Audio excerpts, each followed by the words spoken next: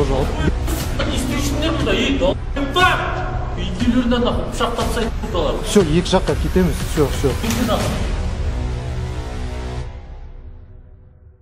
Сәлем достар, бүгін әдеттен ерекше видео болайын деп тұр, себебі осы бейнероликке мен ешқандай сценарий жазған жоқпын. Бүгін айтылатын оқиғалардың барлығын мен өз басымнан кешірдім. Мінекей, менің сіздерге видео түсіріп жүргеніме 7 жылдан асып 8 жылға кетті, және сол уақыт аралығында камерадан тыс көрермендерге көрінбейтін өте көп жағдайлар болады. Әрине, олардың көбі күлкілі, есте қаларлық болады. Сонымен қатар өмірге қауіпті жағдайлар да аз болмапты. Бүгінгі видеода мен сіздерге менімен съемкада болған ең қауіпті жағдайларды айтатын боламын. Бір рет видеоны түсіремін деп соқыр болып қала жаздадым. Не, я плохо вижу, Али. Все. Өте ауыр жарақат алған кездерімде болды. Бұл алас тақтап қалды қиғашына кіргеніне. Қазір сіз маған сенбейтіндер шығарсыз, бірақ нанұрсын. Съемка барысында маған оқ жаудыра жаздаған кездер болды. Сонымен қатар шабуыл жасалған кездер болды. Бүгін мен сіздерге мен съемкада болған сұмдық жағдайлар жайлы айтатын боламын. Міндетті түрде лайк басып, видеоны ең соңына дейін көріңіз, себебі барлық қызық әлбетте соңында жиналады. Сондықтан лайк басыңыз, ал мен бастаймын. Дауысы бар сияқты. Бастайық. Ал енді оқиғаларға кірісейік.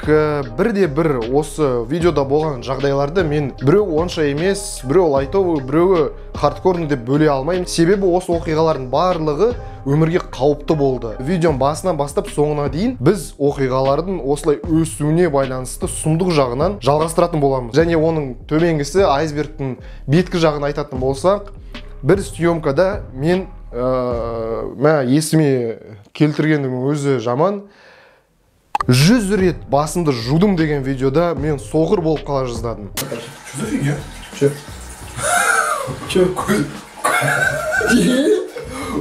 Көзім болдырмапты. Қойш, надырс. Шынымен де мен басымды 100 рет жуайын деген сондай челлендж бар. Бірақ мен ол өмірге қаншалықты қауіпті екенін видеом барысында ғана түсіндім. Байқасаңыз, бүгін шашым майлы, онша емес. Сондықтан бүгін не істейміз, Али? Әжінің басын 100 рет жуатын боламыз. Достар, өте көп шампунь, бүгін басымызды 100 рет жуамыз. Соңында менің басымен не болады? Шашым түсіп қала ма, әлде басқа бірдеңке бола ма? Алдымен 10 рет басымды жудым. Нормально болған сияқты. Одан кейін 15-тен 16-ға дейін 20-ға бар жатқан сәтте кішкене көзім енді әдеттен қаттырақ аши бастады. Мына тамырларда, миға баратын көздің тамырлары бір талып қалған сияқты сезім болды. Шаршады ма? Шаршады ма? Пока жоқ. Жаңдар жуған жоқсың да қанса. Жусай дейсің. Жарайды.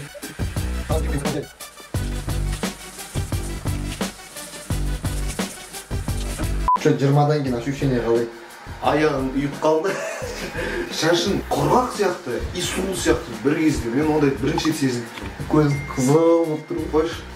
20 кетті, 80 қалды. Енді бір нақты есімде жоқ, 30-40 рет жуған кезде мен көзімен жан-жаққа қараған кезде бәрі бұлыңғыр болып көрініп тұрды. Бір кезде мен айттым, Али, что-то көзім нашар көріп тұрған сияқты, әлде көзім ашығаннан солай сезіліп тұрма деп ойладым. Что за фигня? Че?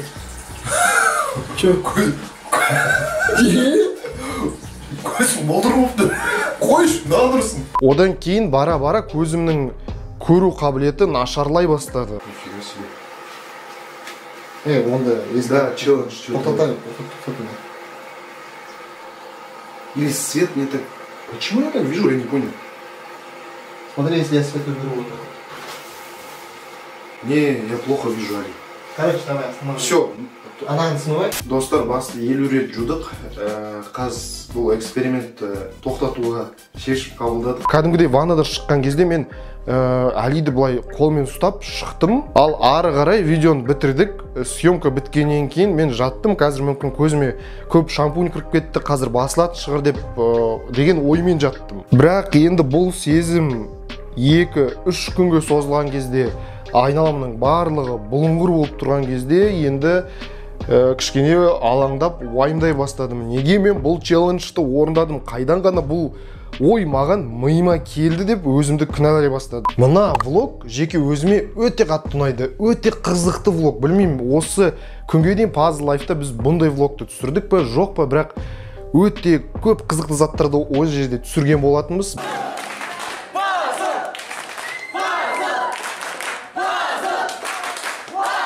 Бірақ менің есімде қалған зат, ужас. Астанада отельде мен ваннада ұйықтап батып кете жаздадым. Джакузи толтырып жаттым, бір кезде оянсам былай кетіп қаппын. Мен ауа жетпегеннен оянып кеттім. Ойлаңызшы, мен іштен ваннаны жауып қойғанмын, оянып кетсем тұншығып жатыр екенмін. Мен сол сәтте шынымен де ваннада өліп қалар ма едім деген ой бүкіл поездка, бүкіл влог бойы менің ойымда жүрді. Міне мынау дәл сол жуының бөлмесі, ваннасы. Алмаз екеуміз кіріп, бір-екі сәтті түсіріп жатырмыз.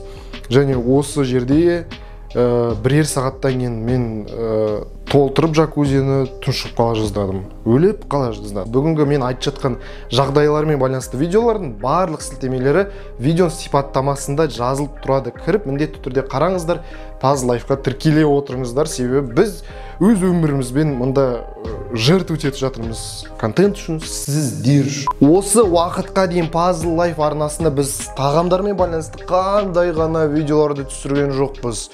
Және олардың арасында ең көп қаралым жинағандары ол әрине ащы тағамдар. Әлемдегі ең ащы бұрыш, әлемдегі ең ащы чипсы, ащы мороженое, ащы лапша, ащы тағамдар, ащы бургер. Ең ащылардың барлығын жедік. Бірақ сіз білмейтіндер шығарсыз, ол ащы заттарды жегеннен кейін олар енді арттан шығу керек. Енді ең ащы лапшаны түсіріп біттік. Сондықтан ерніміз осындай болып тұр. Әлгі футболкасын қараңыз. Міне кәдімгідей терлеп кеттім, өте ащы болды.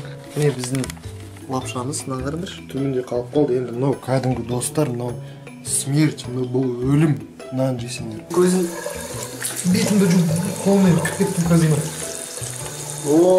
Торымыз. Ащы заттармен байланысты бізбен болған сұмдық оның последствиялары, артынан болған заттары, ол енді бір видеоға сыйдыра алмаймын. Бірақ жалпы менің ойымда, менің денсаулығыма қатты әсер еткен бір жағдай бар. Ең жестокисі, ең ащысы.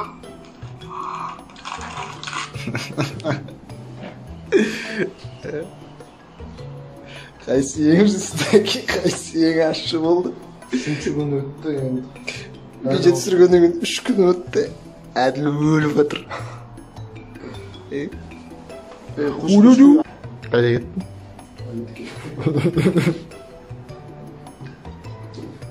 Али екеуміз офиске барған кезде онсыз уже съемка бітіп қойды. Менің ішім шамамен 3-4 күн өтіп жүр, ана ащыдан су болып ағып жатыр. Аузым қалай ашыды.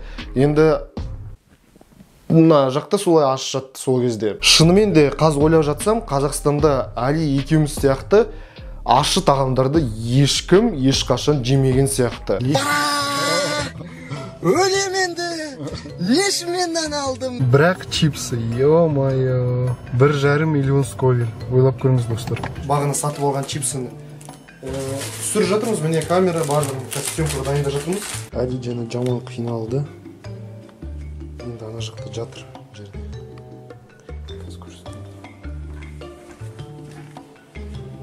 Міне Али жерде жатыр. Жай ащы емес, әлемдегі ең ащы заттарды жедік. Ал бұл жағдайға келетін болсақ, бұл съемка барысында болған жоқ, бірақ дәл сол сәтте мен съемкадан келіп, үйге келіп, енді дем алайын деген кезде мен сұмдық жарақат алдым. Өте тупо болған жағдай.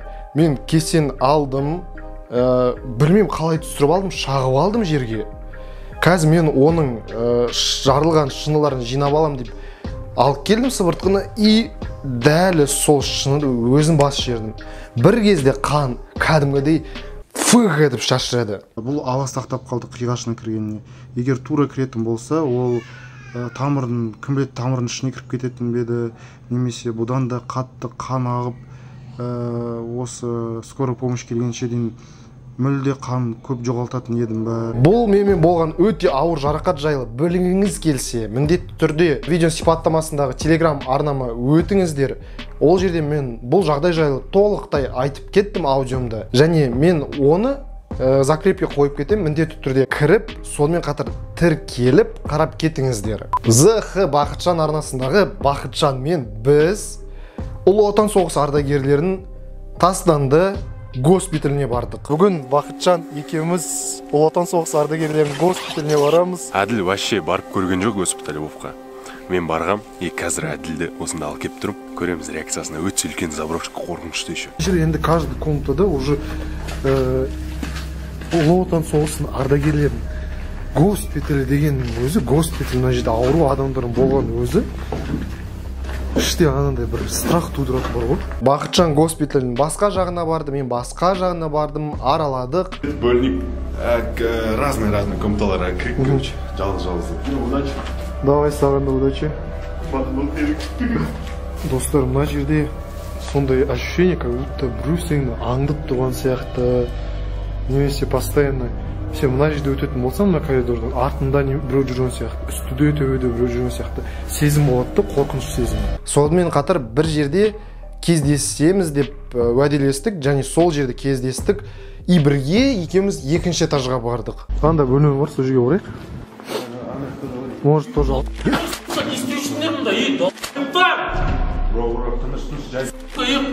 Не істеушіңдер де мұнда. Видео түсіріп жатырмыз. Отстандар камераны жерге долбар. Кстати, жерге өз. Все. Территориясы. Кімнің? Менікі на. Все, бро, кешір. Болды, стадық.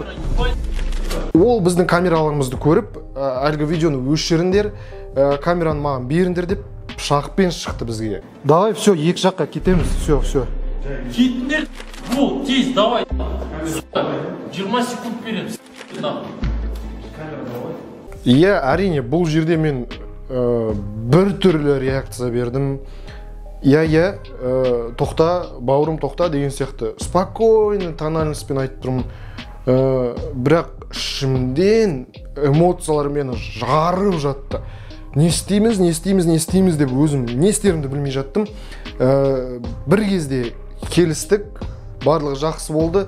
Және Бақытжан екеуміз ана госпитальден аяғымыздың артын жылдырлатып тұрып қаштық. Бақа, кеттік, Бақа.